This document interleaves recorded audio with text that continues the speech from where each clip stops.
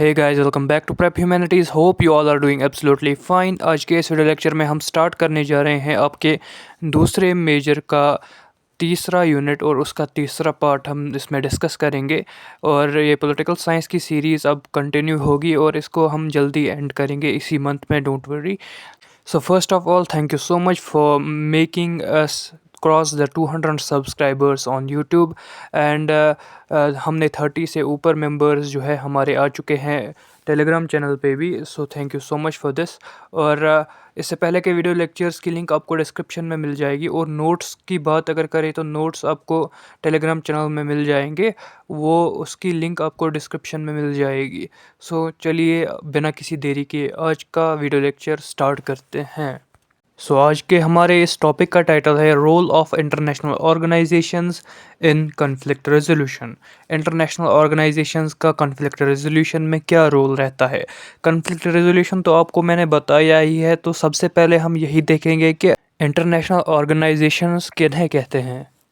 So international organisations कुछ ऐसी organisations होती है जिनमें जो है बहुत सारी कंट्रीज़ जो है मिलकर जो है प्रमोट करती है कोऑपरेशन को, पीस को और प्रॉब्लम सॉल्विंग को जो है प्रमोट करती है। ग्लोबल इश्यूज़ के ऊपर भी जो है बात किया जाता है इस और इन ऑर्गेनाइजेशंस के अंदर। सो ये ऑर्गेनाइजेशंस का मतलब यही होता है कि इसीलिए ये बनाई जाती है ताकि बहुत सारी कंट्रीज जो है मिलकर कोऑपरेशन से, पीस से, प्रॉब्लम सॉल्विंग अप्रोच इख्तियार करे किसी भी ग्लोबल इशू को जो है टैकल करने के लिए। फॉर एग्ज़ाम्पल अगर हम देखें इंटरनेशनल ऑर्गेनाइजेशंस की जो भी हमें दुनिया भर में देखने को मिलती है, वो है यूनाइटेड नेशंस जिसे हम यूएन कहते हैं, अफ्रीकन यूनियन और यूरोपियन यूनियन, नेटो है और एशियान है। ऐसे ही आप ब्रिक्स ले लो, क्वाड ले लो। सो ये कुछ एग्जांपल्स थी इंटरनेशनल ऑर्गेनाइजेशंस की।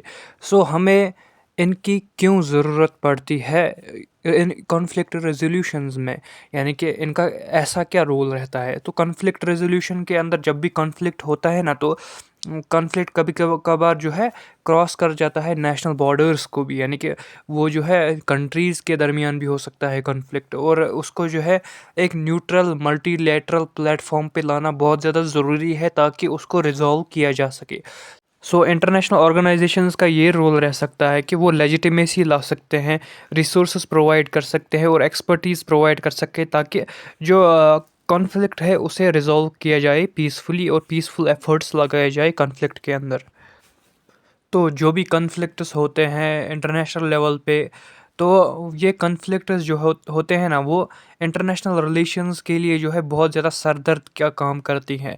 सो बहुत ज़्यादा चैलेंजेस फेस करनी पड़ती है इंटरनेशनल रिलेशंस के अंदर, जो अफेक्ट करता है पीस को भी, स्टेबिलिटी को भी और डेवलपमेंट को भी वर्ल्ड वाइड या ग्लोबल लेवल पे जो हम कह सकते हैं। सो इंटरनेशनल ऑर्गेनाइजेशंस एक क्रूशियल रोल अदा कर सकती है कि इन कॉन्फ्लिक्ट्स को रिजॉल्व किया जाए थ्रू मीडिएशन और फैसिलिटेटिंग डायलॉग, यानी कि मीडिएशन के थ्रू या डायलॉग को फैसिलिटेट कर सकता है और प्रोवाइड कर सकता है कुछ रिसोर्सेज ताकि हल हो जो भी कॉन्फ्लिक्ट है। सो चलिए अब हम डिटेल में जानेंगे कि रोल ऑफ इंटरनेशनल ऑर्गेनाइजेशंस क्या होता है कॉन्फ्लिक्ट रेजोल्यूशन के अंदर। सबसे पहला रोल जो इंटरनेशनल ऑर्गेनाइजेशंस अदा कर सकती है कॉन्फ्लिक्ट को रिजॉल्व करने के लिए, वो है मीडिएशन और नेगोशिएशन के लिए एक प्लेटफॉर्म प्रोवाइड करना। इंटरनेशनल ऑर्गेनाइजेशंस जो है प्रोवाइड कर सकती है न्यूट्रल प्लेटफॉर्म्स, यानी कि उसमें जो है इंटरनेशनल ऑर्गेनाइजेशंस न्यूट्रल रहेंगे, किसी के साथ बायस्ड नहीं रहेंगे। वहाँ पर वो जो प्लेटफॉर्म प्रोवाइड करेंगे, न्यूट्रल प्लेटफॉर्म वो प्रोवाइड किया जाएगा उन वॉरिंग पार्टीज़ को, यानी कि जो पार्टीज़ एक दूसरे के साथ वॉर पे हो या कॉन्फ्लिक्ट जिनको हो एक दूसरे के साथ। उनको ये प्रोवाइड किया जाएगा ताकि वो नेगोशिएट कर सके पीस एग्रीमेंट्स पे। इंटरनेशनल ऑर्गेनाइजेशंस क्या कर सकती है, वो डिप्लॉय कर सकती है जो भी मीडिएटर्स होते हैं ना, वो स्किल्ड होने चाहिए। वही स्किल्ड मीडिएटर्स को वो डिप्लॉय कर सकती है जो फैसिलिटेट करेंगे एक डायलॉग और इंश्योर करेंगे कि दोनों साइड से जो है दोनों साइड की बातें जो है सुनी जाए। फॉर एग्ज़ाम्पल अगर हम देखें एक एग्ज़ाम्पल कि यूएन का रोल जो रहा था मीडिएट करने में, कि जो भी सूडान टॉक्स हुए थे उस टाइम जब सूडान में जो कन्फ्लिक्ट वगैरह था, ऐसे ही दूसरा स्टेप क्या ले सकती है इंटरनेशनल ऑर्गेनाइजेशंस, वो है पीस कीपिंग ऑपरेशंस जो है कर सकती है इंटरनेशनल ऑर्गेनाइजेशंस, यानी कि पीस कीपिंग फोर्सेस जो होती है ना, उनको डिप्लॉय कर सकती है ताकि वो मॉनिटर कर सके सीज़ फायर को और प्रोटेक्ट करे सिविलियंस को और क्रिएट करे एक सेफ जोन उन कन्फ्लिक्टेड एरियाज़ के अंदर। सो जब इन पीस कीपर्स को जो है सेंड किया जाएगा कन्फ्लिक्टेड जोन्स के अंदर, तो वो प्रिवेंट करेंगे वायलेंस को ज़्यादा एस्केलेट होने में, यानी कि वायलेंस को ज़्यादा एस्केलेट नहीं होने देंगे ये पीस कीपर्स। फॉर एग्ज़ाम्पल अगर हम देखें, यूनाइटेड नेशंस जो है ना, उन्होंने एक पीस कीपिंग मिशन किया था किन कंट्रीज़ में, जो कॉन्गो है या माली है, इन जैसे कंट्रीज़ के अंदर। तीसरा रोल जो रहता है इंटरनेशनल ऑर्गेनाइजेशंस का, वो रहता है मॉनिटरिंग एंड इन्फोर्समेंट, यानी कि इनको जो है मॉनिटर करना पड़ता है, यानी कि वो देखते हैं ऊपर से क्या क्या इम्प्लीमेंटेशन हो रही है पीस एग्रीमेंट्स की, और इंश्योर करते हैं कि जो सारे पार्टीज़ है वो वहाँ पर जो है उनके जोन्स के अंदर जो है ये इम्प्लीमेंट हो जाए जो भी पीस एग्रीमेंट साइन हुए हैं।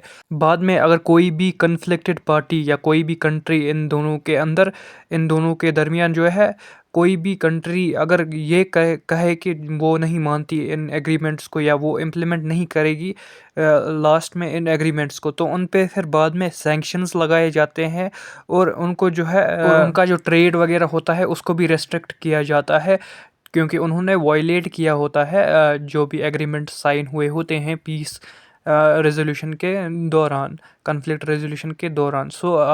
एग्ज़ाम्पल के तौर पर अगर हम देखें, यूरोपियन यूनियन ने बहुत सारे सैंक्शंस लगाए जो भी एग्रेसर्स रहे थे यूक्रेन कन्फ्लिक्ट के अंदर।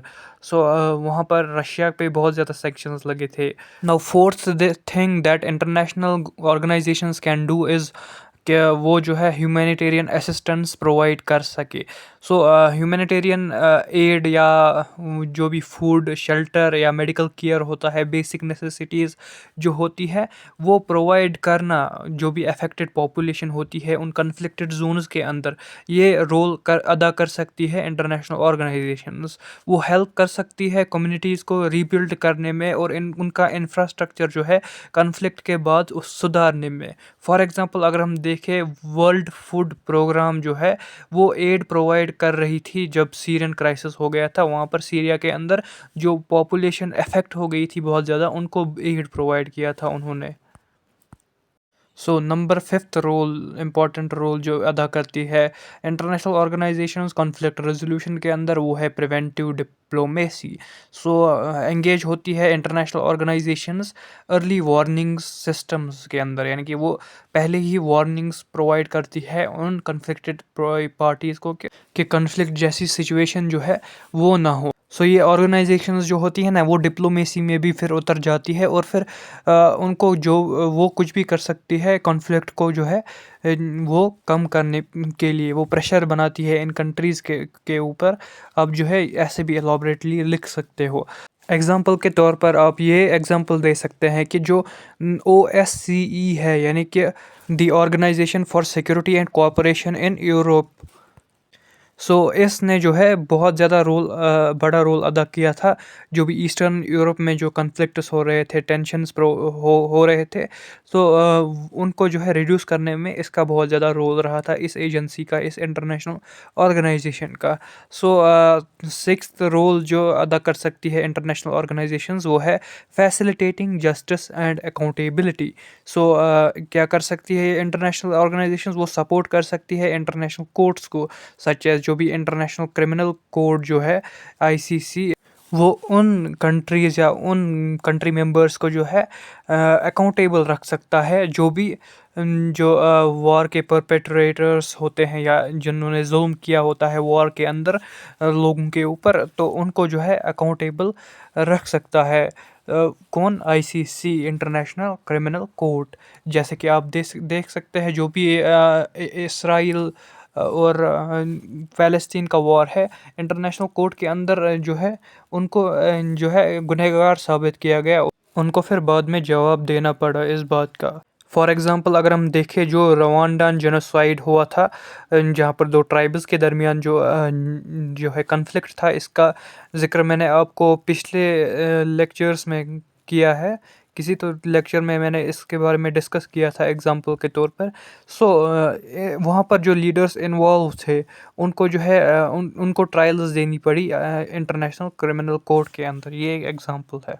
To conclude we can say कि जो इंटरनेशनल ऑर्गेनाइजेशंस है वो बहुत ज़्यादा इम्पोर्टेंट रोल अदा कर सकती है कि जो भी कन्फ्लिक्ट हुआ है उसको रिजॉल्व किया जाए, मिटिगेट किया जाए, और एक ऐसा प्लेटफॉर्म जो है ऑफ़र किया जाए जहाँ पर डायलॉग हो, पीस कीपिंग प्रोग्राम्स हो और जस्टिस प्रोवाइड किया जाए उस प्लेटफॉर्म के ऊपर।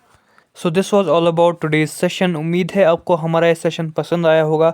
अगर आपको पसंद आया हो तो लाइक, शेयर एंड सब्सक्राइब करना ना भूलिएगा। And thank you so much for watching this video till the and best of luck for your exams.